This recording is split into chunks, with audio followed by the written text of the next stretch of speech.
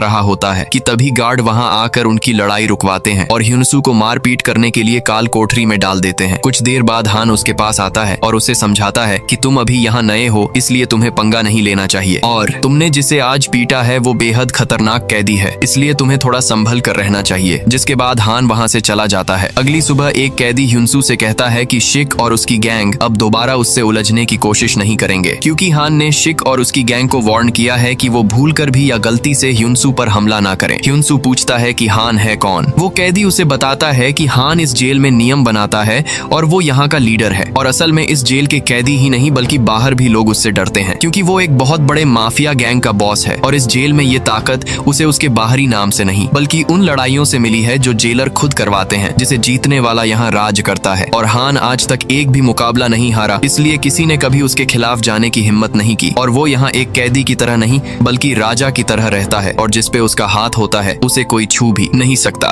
लेकिन कुछ महीनों बाद माहौल पूरी तरह से बदल जाता है जब एक नया कैदी किम अंदर आता है, एक ऐसा शख्स जो हान से भी कहीं ज्यादा खौफनाक है। किम के जेल के अंदर कदम रखते ही सारे कैदियों में डर फैल जाता है, यहाँ तक कि उसका नाम सुनते ही कई कैदी अपनी नजरें झुका लेते हैं। हान भी उसके आने की खबर सुन के उसके पास जाता है और जेल के अंदर सिगरेट के कारोबार में साथ काम करने का ऑफर देता है। दरअसल हान उससे डर नहीं रहा होता, बल्कि इसके पीछे दो वजह थे। पहला तो ये कि उसकी सजा लगभग पूरी होने वाली थी और वो कोई लड़ाई नहीं करना चाहता था, और दूसरा कि वो अपने दुश्मन और उनके चालों को अच्छी तरह समझता है, फिर वो अपने असली रूप में आता है। लेकिन किम को उसके इस ऑफर में कोई दिलचस्पी नहीं थी। उसी वक्त हान का आदमी एक बुरी खबर लाता है कि उनके सबसे खास आदमी को पकड़ लिया गया है। हान जल्दी से उसके पास जाता है और देखता है कि जेलर ने उसे पीट पीट कर अधमरा कर दिया है, यानी कि अब जेलर हान के साथ नहीं बल्कि किम के साथ मिल चुका है। हान ये सब देखकर जेलर पर गुस्सा हो जाता है, लेकिन जेलर गार्ड से कहकर हान को बुरी तरह पिटवाना शुरू कर देता है और आखिरी में उसे भी काल कोठरी में डलवा देता है। कुछ दिन काल कोठरी में बिताने के बाद जब हान बाहर आता है तो उसकी हालत बहुत खराब हो चुकी होती है, लेकिन तभी हम देखते हैं शिक को, जो हान से कभी डरा करता था। आज वो हान को जान से मारने की कोशिश करता है, लेकिन ह्युनसू अचानक उसे हमला करते देख लेता है और उसे धक्का देकर हान की जान बचा लेता है। जिसके बाद जेलर दोनों को पकड़ लेता है और ह्युनसू से पूछता है कि तुम्हारे पास कोई सबूत है कि शिक ने हान पर हमला किया है, जबकि जेलर सब कुछ जानता था, लेकिन वो किम के कहने पर शिक को बचाना चाहता था। कुछ देर बाद ह्युनसू हान से मिलने उसके सेल में जाता है, जहाँ पर हान ने उससे पूछा कि तुमने मेरी जान क्यों बचाई। ह्युनसू ने जवाब दिया कि वो लोगों की मदद करने से